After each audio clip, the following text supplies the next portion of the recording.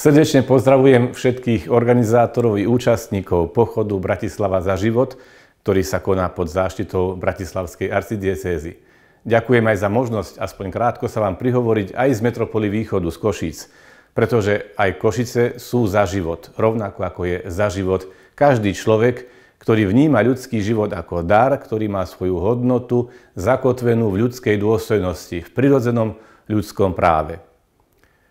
Hodnota ľudského života je u nás, kresťanov, posilnená aj vedomím zodpovednosti za tento dar pred večnou Božou spravodlivosťou. História i súčasnosť pozná mnohé formy relativizovania tohto daru, teda upierania práva na život. V minulosti sa tomu dialo z množstva dôvodov. Prvým krokom je zvyčajne dehumanizácia, teda tvrdenie, že ten druhý nie je vlastne plnohodnotným človekom a teda nemá právo na život tak, ako ho mám ja. Prečo by nemal byť plnohodnotným človekom? Pretože je iný, má inú farbu pleti, inú kultúru, iné spoločenské postavenie, iné náboženstvo, inú rasu.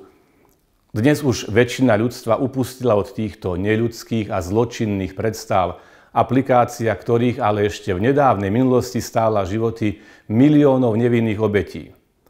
Možno sme oprávnene chceli dúfať, že sa ľudstvo poučí z týchto tragédií a už nikdy nebude schvaľovať podobné barbarstvo. V niektorých oblastiach je ľudstvo ale nepoučiteľné. Zlo mení svoje podoby a formy, ale nie svoju podstatu. Toto sa týka aj neúcty k ľudskému životu, jeho ničenia. Na jednej strane sa stále viac kladie mimo zákon zabíjanie z dôvodov kolektívnej viny či trestanie za individuálne zločiny. Veď sme zrušili na večne sveta trest smrti pre zločincov. Avšak súčasne sme paralelne legitimizovali zabíjanie nevinných ešte nenarodených. Dehumanizovali sme ich. Sú predsa ešte len maličkí. Nedokážu sa brániť ani mstiť. Áno, je to práve posledné storočie, ktoré je charakterizované postupným legalizovaním iného zabíjania, ničenia ľudských životov, tentokrát nevinných životov, ktorým sa upiera aj právo na prvé nadýchnutie mimo materského tela. Každoročne sú na celom svete ničené milióny ľudských životov. A to už nie na bojových poliach, už nie pred popravčou čatou, už nie vo vyhľadzovacích táboroch, už nie pred revolučným čekistickým tribunálom či pred komisiou preverujúcou rasovú čistotu, už nie rukami fanatikov či sadistov. Dnes sa najčastejšie ničí ľudský život odborne, lege artis, v sterilnom prostredí zariadení, ktoré sa považujú za súčasť zdravotníckeho systému a vykonávateľmi nie sú bezcitní sadisti, zozbieraní z lúzy, ale kvalifikovaní, vysokoškolsky vzdelaní odborníci, ktorí niekedy skladali aj Hipokratovú prísahu a ktorí iste v živote urobili aj veľa dobrého, či zachránili mnohé ľudské životy.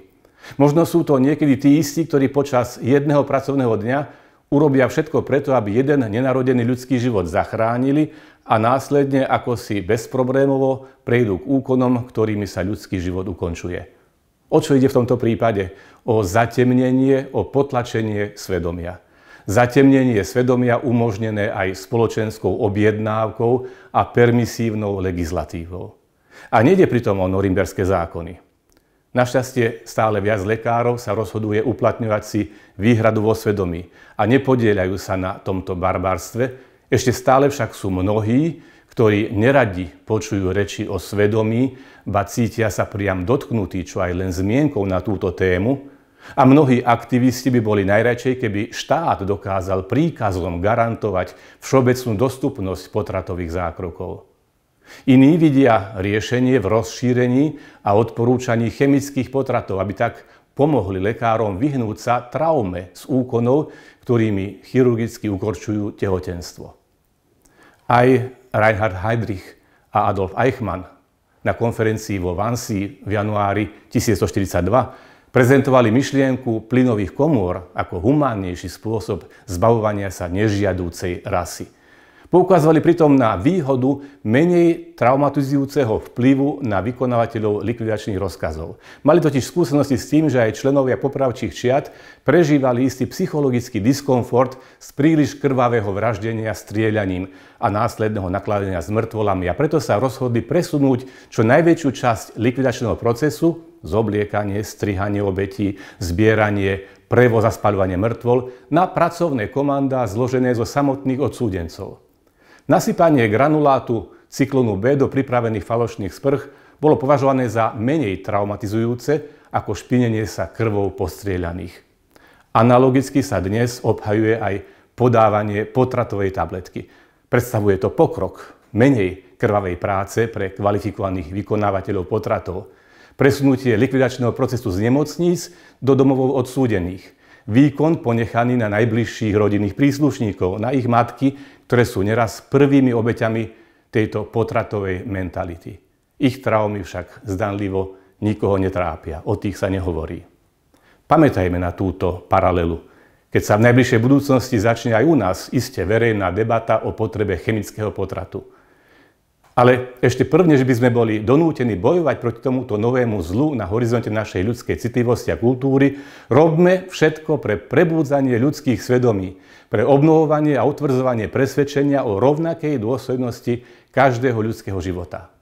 Ak sa nám toto podarí, tak budeme spoločne budovať hrádzu voči šíriacemu sa zlu kultúry smrti v mene Evanjelia života. Srdečne ešte raz pozdravujem všetkých účastníkov pochodu.